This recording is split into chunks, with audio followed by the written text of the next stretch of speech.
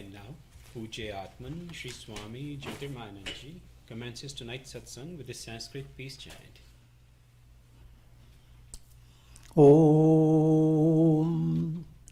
Purnamadaha Purnamidam Purnat Purnamudachyate Purnasya Purnamadaya Purnamevavashishyate.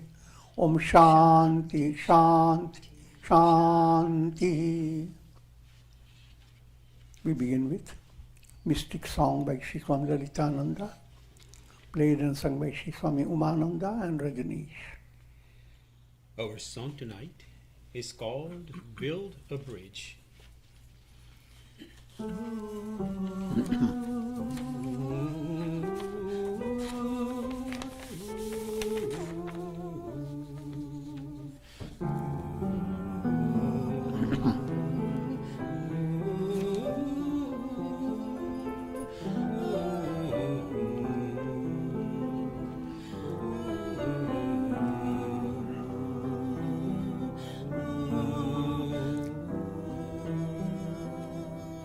A sage once said in a strong voice,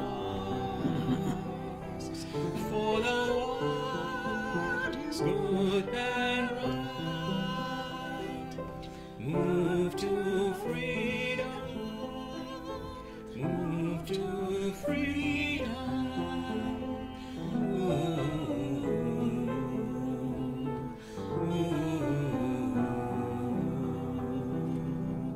Build a bridge of constant faith, swinging with the sound of Om, Om, Om, and walk across, calling the name of God.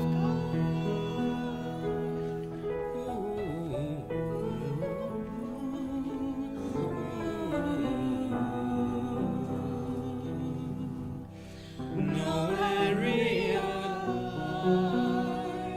within the divine self is the earth and the heavens and sky and all beings.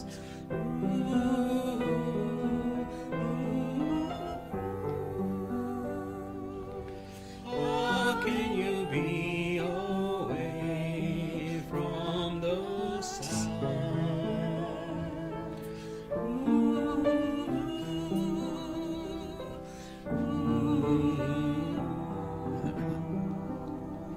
Build a bridge of constant faith, swinging with the sound of Om, Om, Om, and walk across, calling the name of God.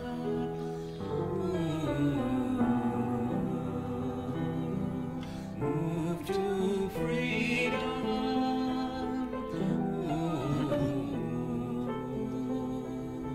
Move to freedom.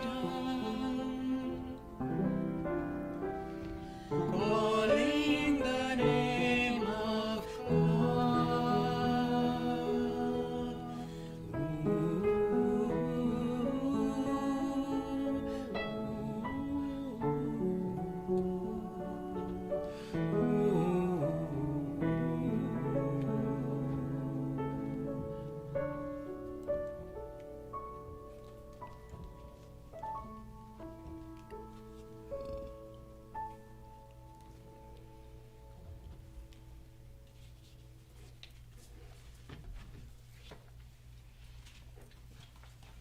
We are recording from the ashram of our revered Guru, Pujya Atman Sri Swami Jyotirmayananda in Miami, Florida.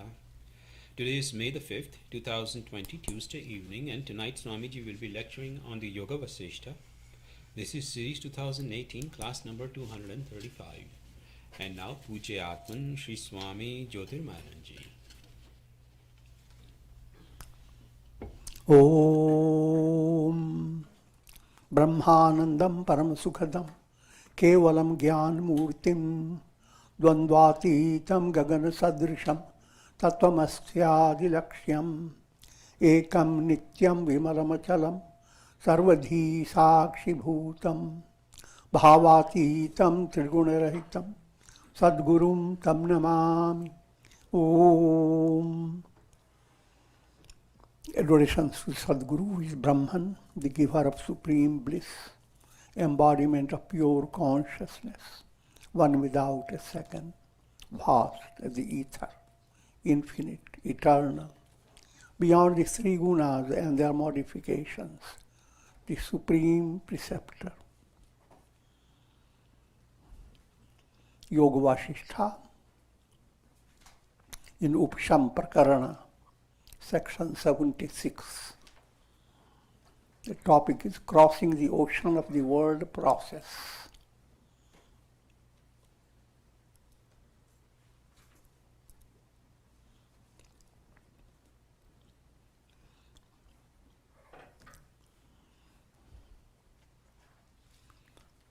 World process means cycle of birth and death. It's easily said, but it involves all that we hear about the world, all that we imagine, all the extensions of so many lokas you can attain, all that put together. Ocean is not simply a little simple mass of water. It contains lots of things. It has undercurrents, it has whirlpools, it has many things. So Bhavasagar, that's the way the world is presented in an allegorical way. Soul trapped in the Bhavasagar, that's a state of bondage. And Bhavasagar becomes a Bhaya Sagar, ocean of fear. You are haunted by kleshas, ignorance, egoism, attachment, hatred, fear of death. And mortality virus is the greatest virus.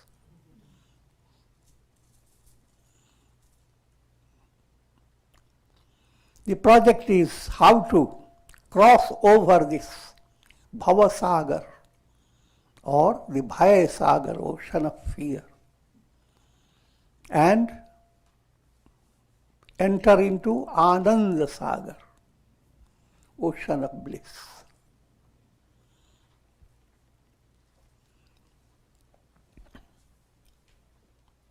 Now we have to arrange for a ship, a captain, captained by the intuitive intellect.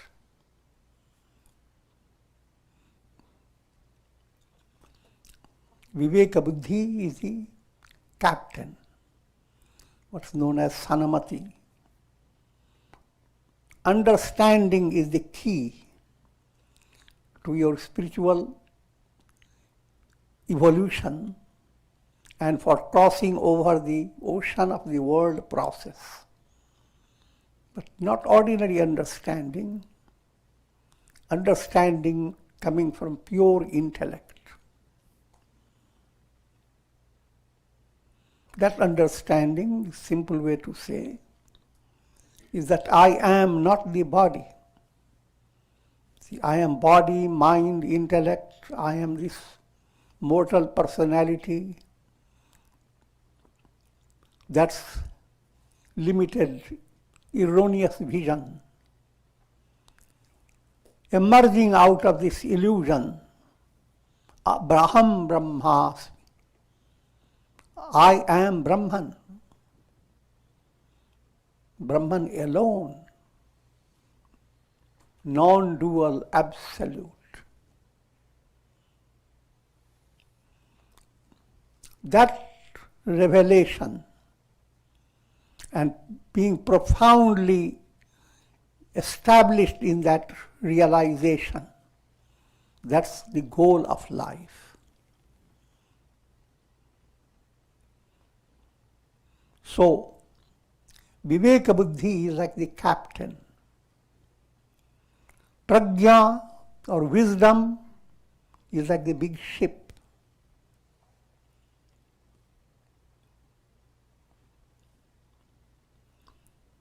And with this, all this setting, one goes across the ocean of the world process. But those who do not take recourse to this ship are indeed dull-witted. O Rama, having inquired into the nature of the self under the guidance of liberated sages, you must discover the illusoriness of the world and reality of Brahman. Then this ocean becomes a source of great joy, existing only for divine sport.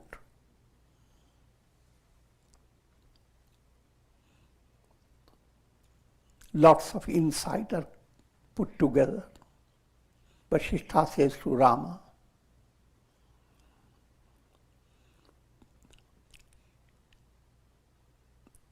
practice of inquiry, that's the golden key,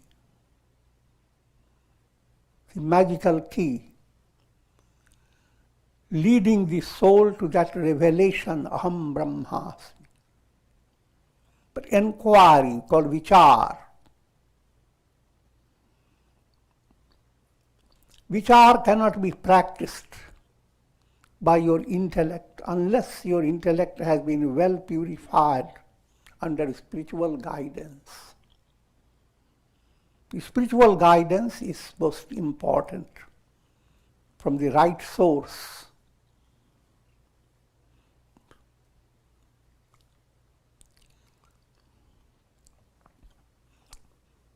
Even you want to learn music, you have to have the right type of musician.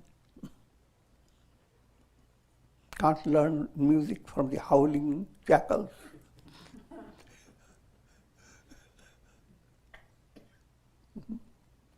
There are many teachers, like howling jackals, telling you so many promises.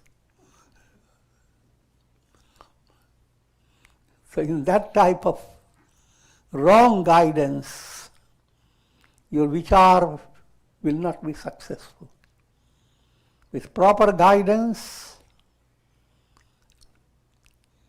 practice vichar, inquiry. Who am I?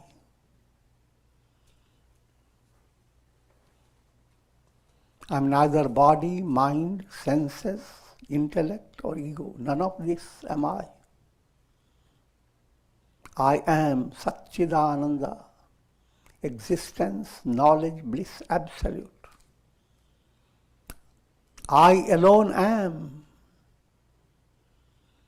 Look at the world with countless reflected suns. Every reflected sun is in a state of turmoil, no matter how wonderful it may be. And it cannot stay permanently secure as a reflected sun. Its goal is to discover, I am the sun. But in that discovery, an amazing revelation that there are no countless reflections. It's only one reality. If you count reflections, there is endless. But that counting state is through deluded mind. Through enlightened mind, you don't count the reflections. The sun alone is real.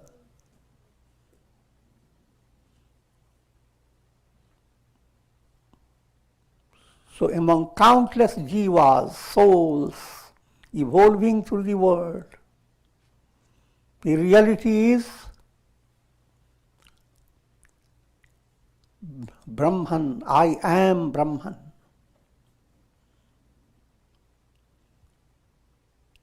And when that is realized, Now this ocean of the world process becomes a form of sport, a divine sport. You go through all the experiences brought about by your mind and senses. But all the experiences brought about by mind and senses are like clouds that create a lot of drama.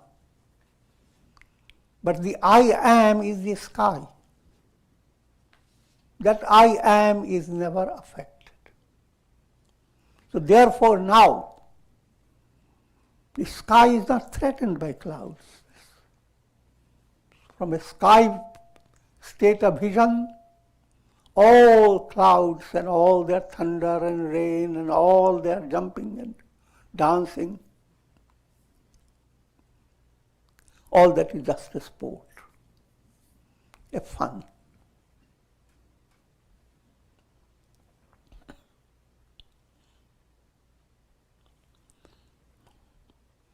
You must realize this is the goal of life, you see. And it's not a simple message that from tomorrow we just get into that state. O Rama, in the beginning, one must subdue the senses by the force of dispassion. In the commencement of discipline, Viveka and Vairagya have to be practiced day by day. Vivek and understanding the difference between the paths that will lead you to liberation and the path that keeps you deluded. Shreya and Preya. So that type of purification must occur in your intellect that goes on inspiring you to follow the path of Shreya, the path that will open the door to enlightenment, not keep you in a state of karmic bondage.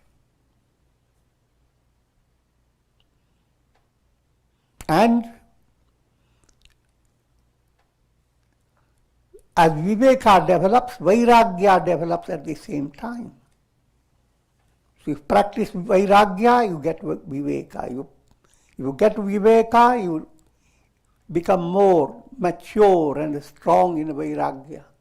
So Vairagya and Viveka are interdependent, supplementary and complementary.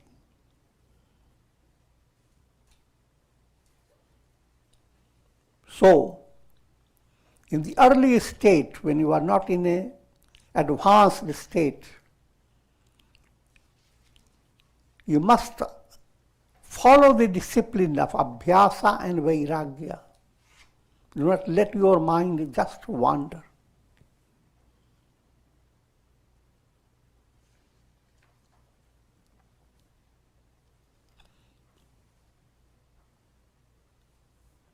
After enlightenment, the movement of the senses in objects needs no restriction.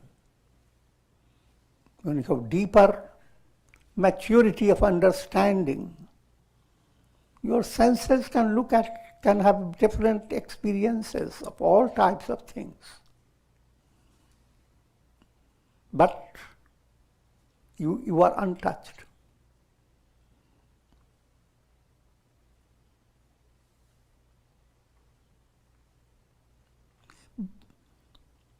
Further, your mind and senses are guided by intuitive intellect. So therefore, you are not going to create negative karma or being trapped by karma because of the operation of your mind and senses.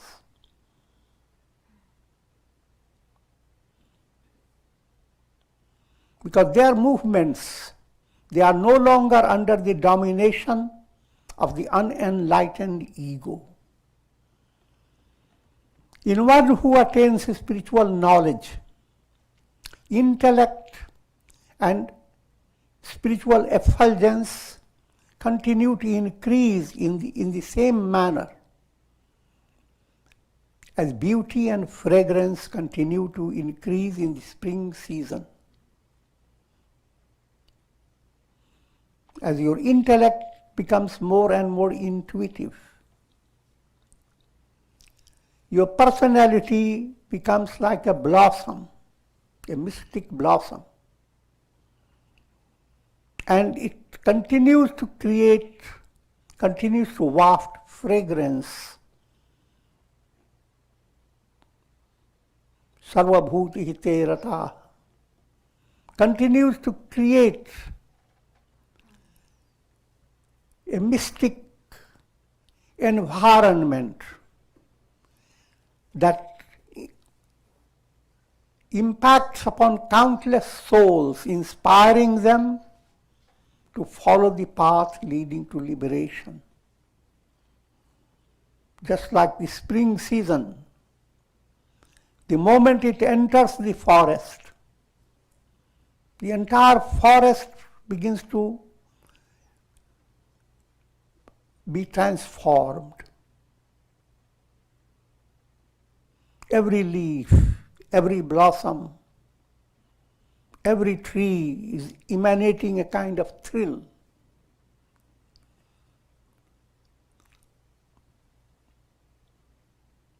And therefore, that ideal has to be understood.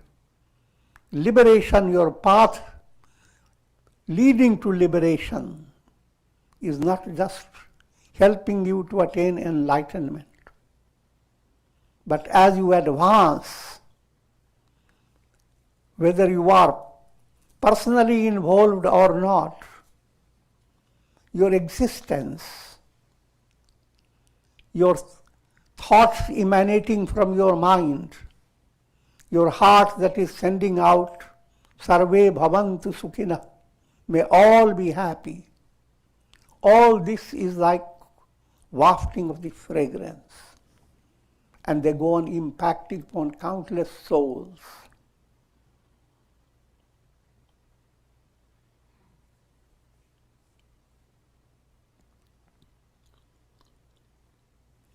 Section 77. A garland of heavenly virtues that adorn a sage.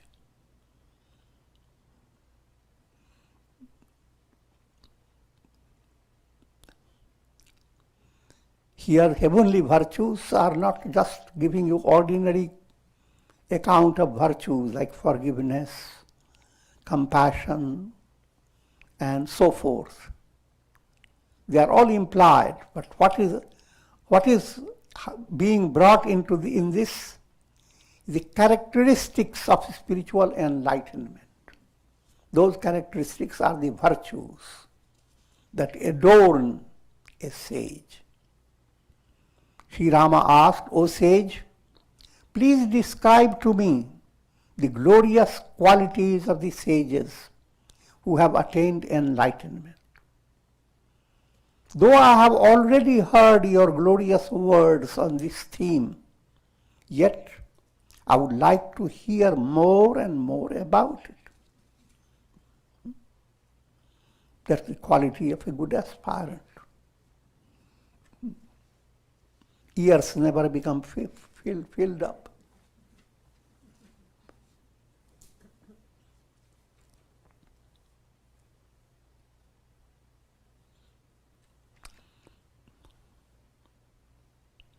The listening, practice of listening,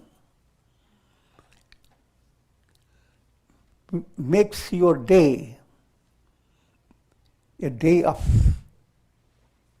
joyous adventure, a day of spiritual strength and increasing spiritual enrichment. But listening doesn't all imply or only relating to sound and your ear. Listening is impacting upon your understanding.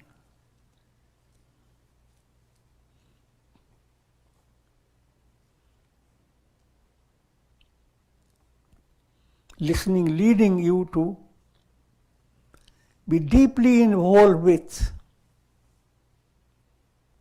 the wonder of wonders, that you are not the body.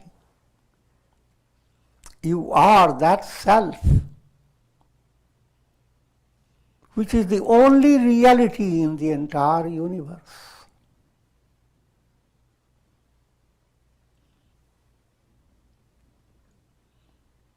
Listening that leads your soul to discover spiritual strength, Shakti,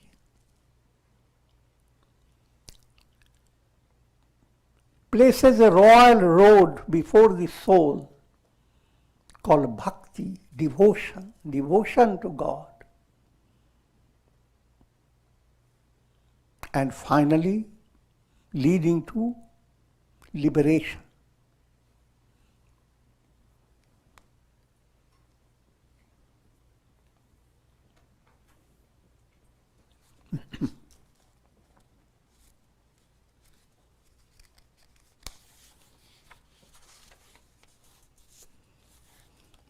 Sage Vasistha said, "O Rama, I will again explain to you those glorious qualities which adorn a sage." How do they adorn? Even like a garland of heavenly flowers. He who has cast out of his mind all the subtle desires for the objects of the world,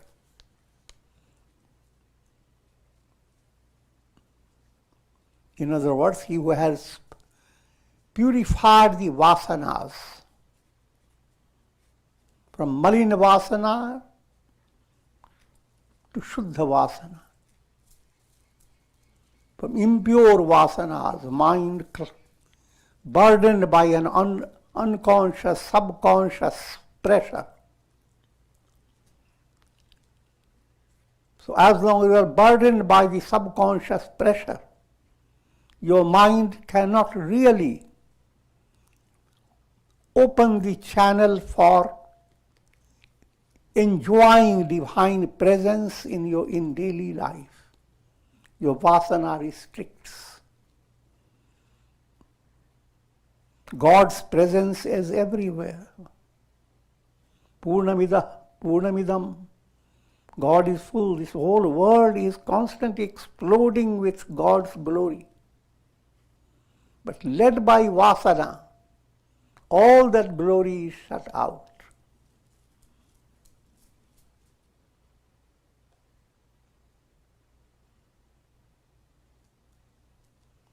But when these vasanas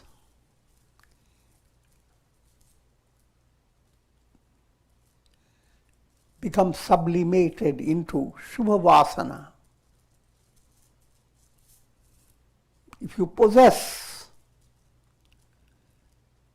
Shubha Vasana, what will be your experience? A sleep-like state of inner serenity.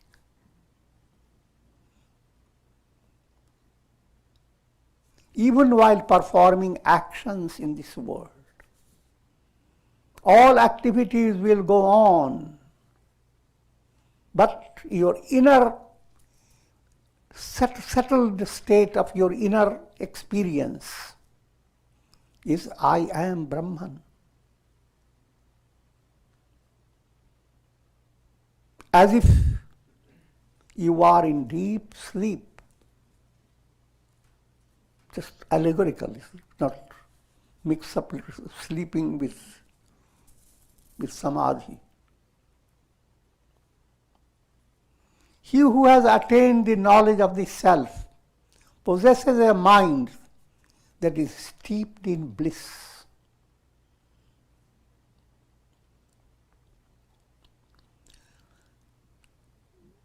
Spiritual process is effective when you notice that your mind is not constantly dominated by sorrow, negative feelings, terms as vishad, a kind of, as if you have taken a bit of poison. Vish is poison.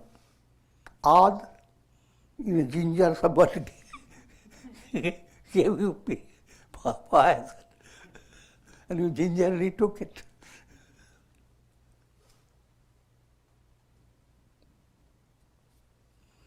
So that type of mind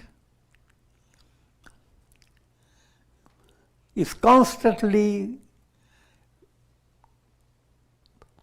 attacked by pleasure and pain, joy and sorrow. But now, for the enlightened sage, the mind that he possesses is constantly experiencing joy. It becomes inundated by spiritual bliss.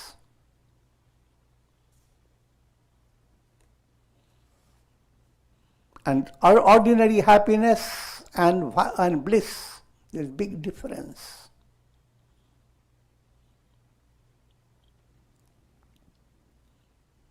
Happiness is that which will come and go. But bliss cannot go. In spite of the whole world, men go on hiss.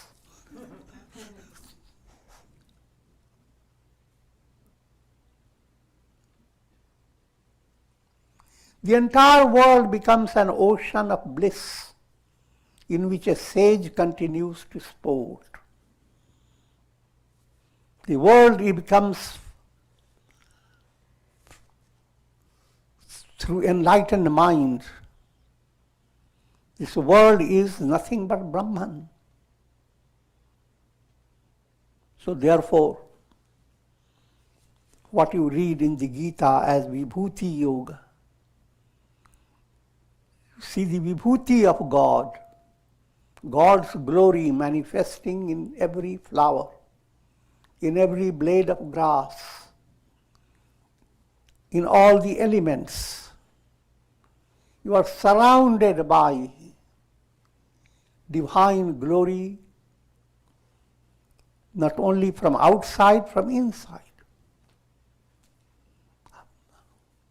How elements are operating through your own body.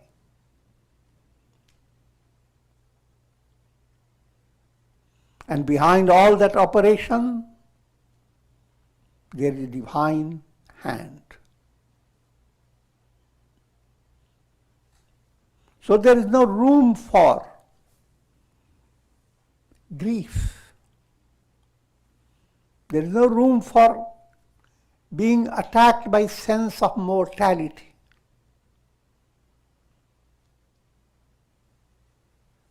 The entire world becomes an ocean of bliss in which a sage continues to sport. But that's a subjective state of experience.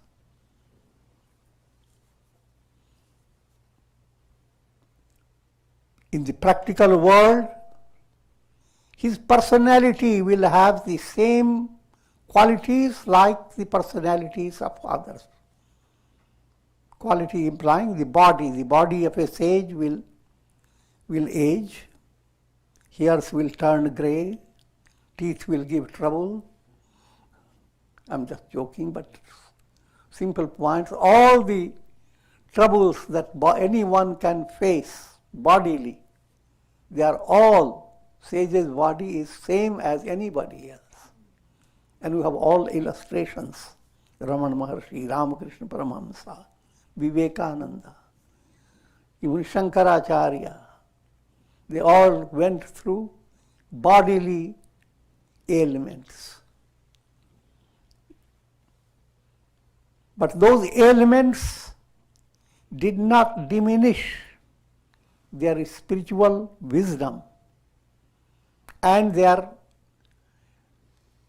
mystic way of radiating the joy of wisdom and influencing countless people. That didn't stop. In fact, the body of a sage and his outer personality becomes exemplary for the masses.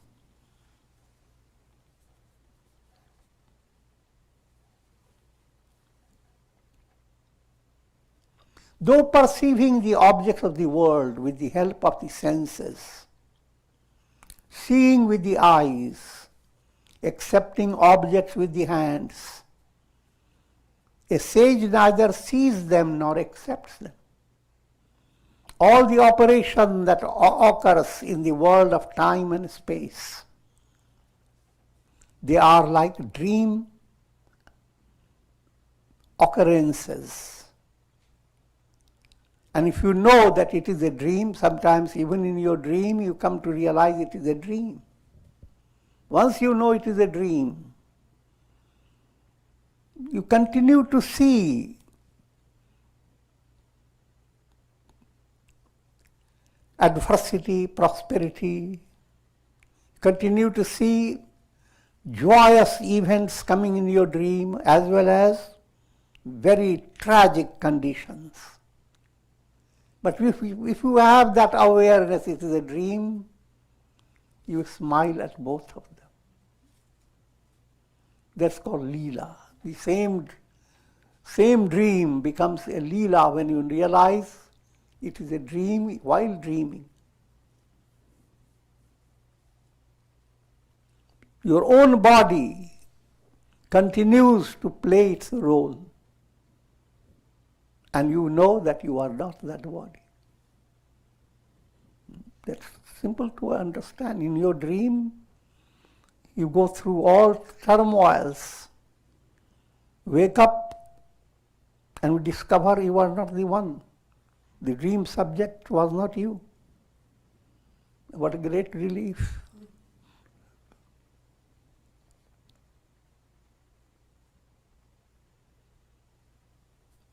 Abiding in the vision of the immutable self, a sage perceives the world as a painted picture on the canvas of consciousness. Another simile is given. You see a whole drama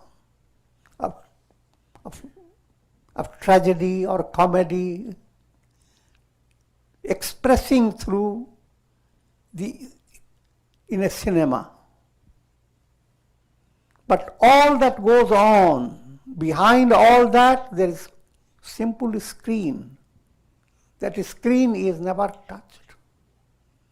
That screen is your awareness, consciousness.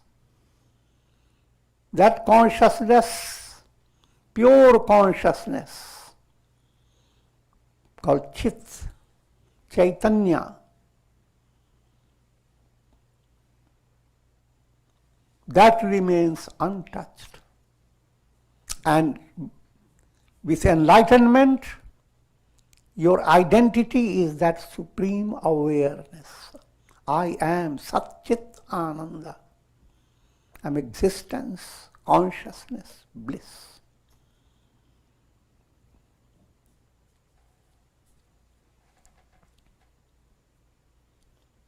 All worldly activities appear to him like the actions of a wooden puppet. The world is viewed by him as a puppet show, including his own body. And the player behind this puppet is God himself.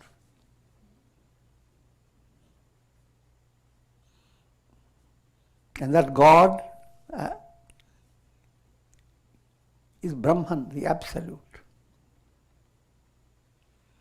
Though appearing to be involved in actions, the soul is ever untouched and unaffected.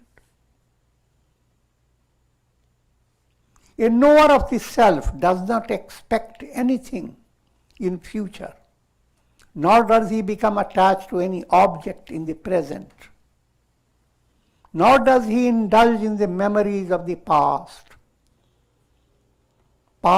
present and future. All have no impact. All this time experience is an illusion created by conditioned mind. Time is not a reality in itself. Yes, it is a reality to your clock. Every second is precise. But not reality to your mind or your consciousness.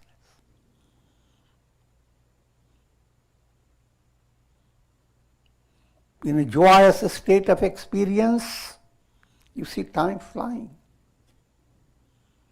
In a suspenseful state of your mind, time has become lame. It's limping.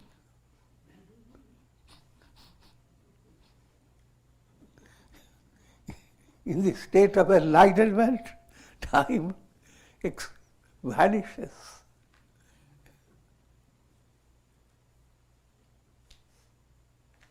Though apparently accepting the changes caused by time, he is in reality ever established in the timeless Brahman.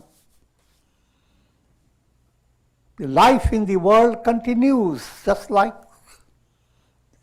all people live their life and their realities. But that should not restrict your mind from understanding that a sage is not described on the basis of appearances of his activities and his body, his speech. All that is not the sage.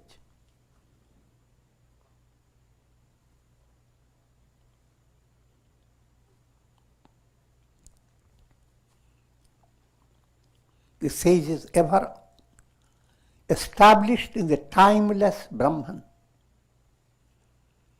Though seemingly asleep to the realities of the world, a sage is in fact ever awake to the reality of the self.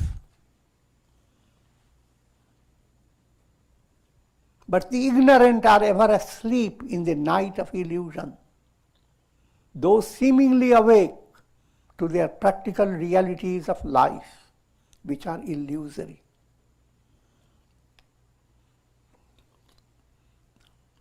This again, very allegorical statement. You are always awake to a world which is like a mirage, and asleep to the reality that remains ever the same.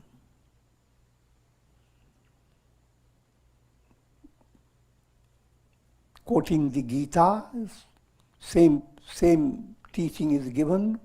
Ya nishasaro bhutani tasyam jagrati sanjami. That which is night to the masses. This revelation, all is Brahman. And Brahman is shining through every name and form. There is no room for pain, sorrow, and fear. This revelation is completely out of mind. For the masses, they are as if asleep, relating to this absolute reality. But what keeps the people in a state of wakefulness, things that are exciting to your mind? What constitutes the fabric of wakefulness? To that, a sage is absolutely asleep.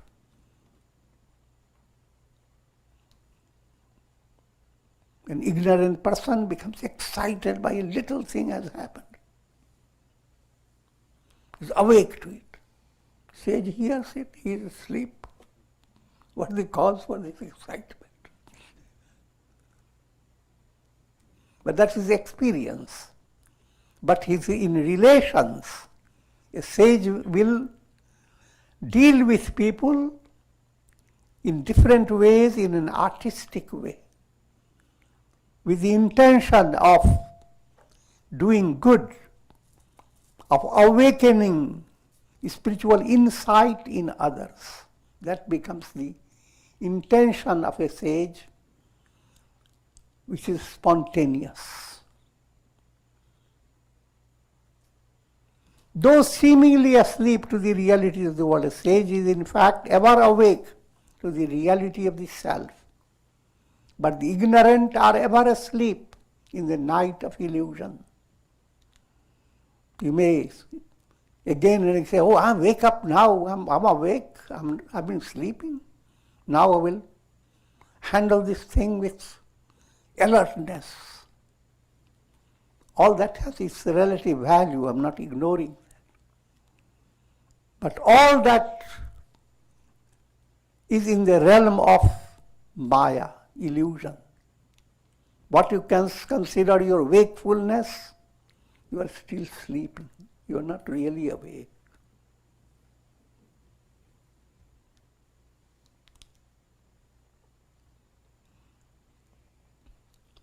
For an enlightened sage, all objects are perceived as the self.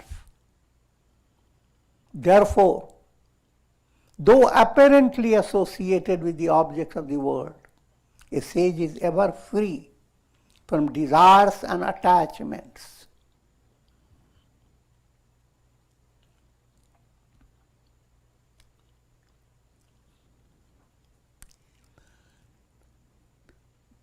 In practical world, a sage will appear the same way handling objects. If he takes tea, he has to take carefully so that it doesn't drop from his hand. He will do every detail. But in deeper level, all that is just Maya. All this doesn't matter.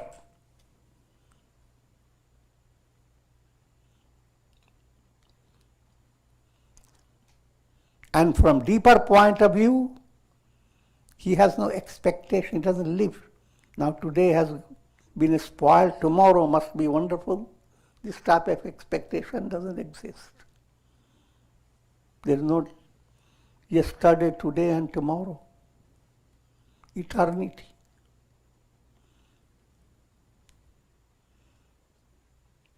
Led by his prarabdha karma, a sage continues to perform his duties in daily life, but neither does he like a desired development, nor does he dislike an undesired development.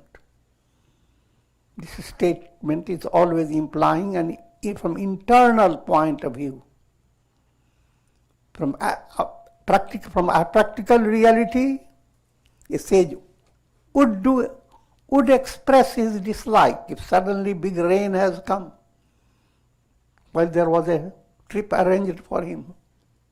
It's a dislikable situation. And he will tell the people that it is unfortunate. But in his deeper level, he remains untouched. The scripture says, Patatyangar varshecha vati va balayanile. If burning embers were to shower, or suddenly things change. Sweet, gentle, fragrant breeze comes from sandalwood trees. In both stages, in the inner state of the sage is untouched, unaffected. That's the state of enlightenment. Internally, subjectively, in profound root stage, a sage is Brahman. But that should not make people feel awed by sage. Among children, he acts like a child. So much so he begins to stammer to please the child. Among the old, he behaves like an old man. Among heroes, he expresses heroic qualities. Among the youthful, he acts as a youth. And among the miserable, he behaves like one afflicted with misery. Although outwardly he acts in different ways, inwardly he is ever established in the self.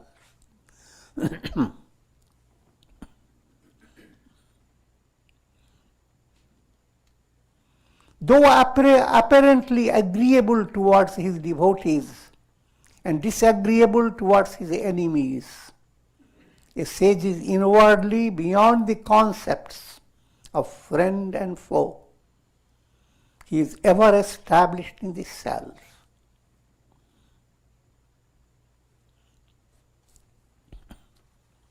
And this gives you a subtle message of adapt, adjust in your daily life. I'll turn your attention to one of the humors of Akbar Birbal. Akbar was given once eggplant dish, which was new to him.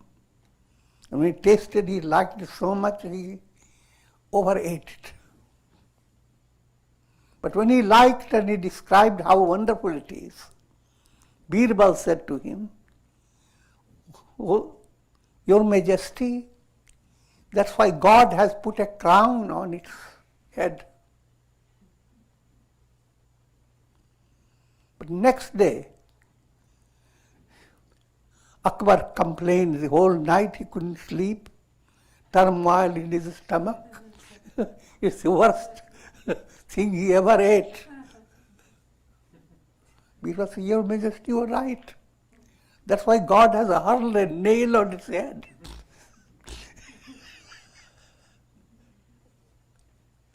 Akbar said, "Didn't you say that God has put a crown on its head? And now you say it is a nail?" And Birbal says, I'm not employed by the eggplant.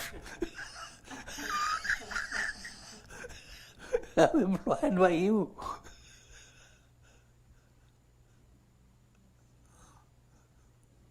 In other words, people, their sufferings, their reactions, when you deal with them to help them, your helping movement must follow the adapt and adjust process. Same thing that is commendable and advantageous in one situation, it is not advantageous in another situation. A sage, therefore, gives one type of instruction to one disciple, another type of instruction to another disciple.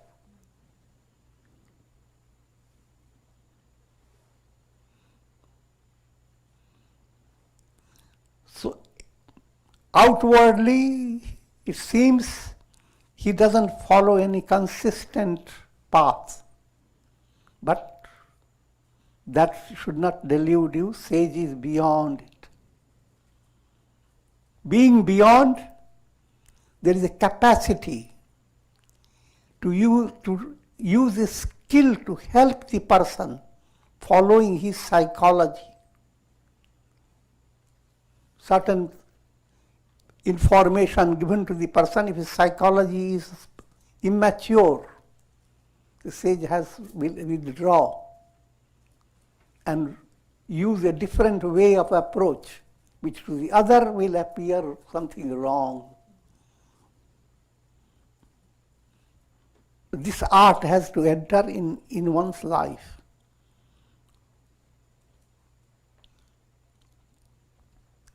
A knower of the self does not indulge in vain talks about worldly matters.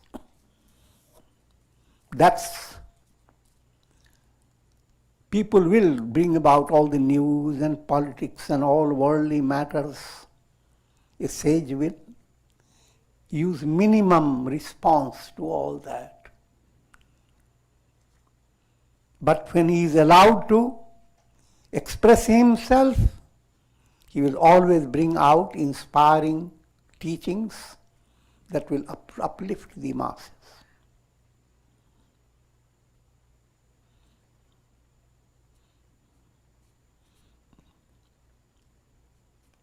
He employs his speech in glorifying the self or in explaining the secrets of the scriptures. If sage is addicted, he is addicted to scriptural teachings. His heart is never afflicted with the pettiness of egoistic vision. Ever beaming with bliss, he becomes a towering source of inspiration for others. All saints have gone through lots of tragic situations, lot of pain, terror, and all that. But in spite of all that, people read their stories and they're inspired. Especially the challenging situations they have faced. And they become, to the masses, source of inspiration.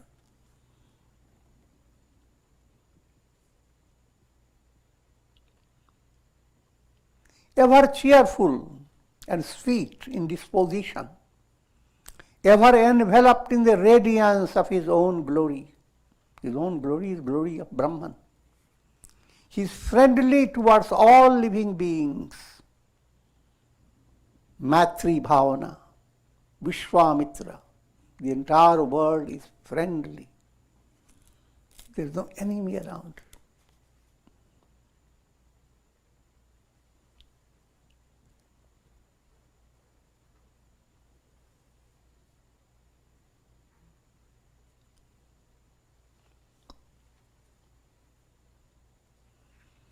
जाको राके साइयां मार ही नहीं सके हैं कोई. Even if you have developed a bhakti level, that you are surrendered to God, you are in God's hand, then maar hi nahi sake hain koi. Your mind must understand that nothing in the world can touch you because you are protected by God's hand. बाल न बाका कर सके. जो जग बैरी होए, if the entire world is against you, and yet they cannot touch you, they cannot even pinch and take away a hair from your body. So that type of internal stability is to be promoted. It's easily said. It takes a progressive movement, but that's the purpose of your life.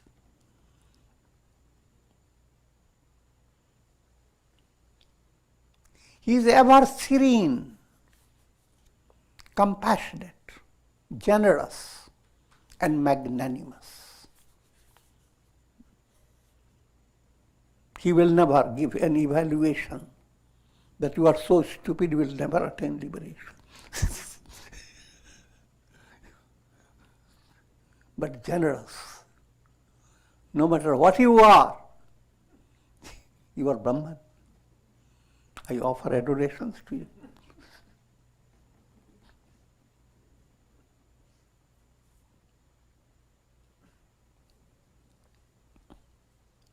His cooling touch alleviates the scorching misery of the world process.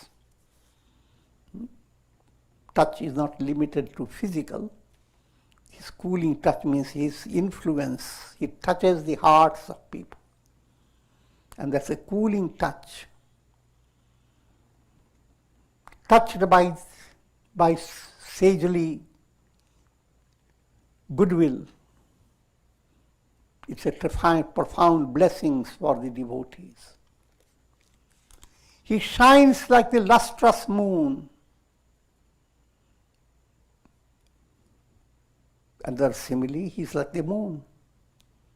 All the moon is showering nectarine rays over the world, nourishing all plants, etc. Sage is like that moon. He's overflowing with the nectar of wisdom. And what showers from the moon? Nectar of wisdom. Real nourishment to every individual. Sugandhim pushti vardhanam. And with this we conclude. And my prayer that may divine grace turn this virus, the overpowering fear, into karunamaya ras, the nectar of divine compassion. And when you have karunamaya ras, there is no bhaya. The whole world becomes God's expression of God. Om Trayambakam Yajamahe Sugandhim Pushti Vardhanam Urvarukma Bandhanan Mrityor Mukshiyamamritat. Om Sarve Bhavantu Sukhina Sarve Santu Niramaya Sarve Bhadrani Pashyantu Ma Kashchid Dukha Bhag Bhavet. Om Shanti Shanti Shanti. Om Hari Om Tat Sat.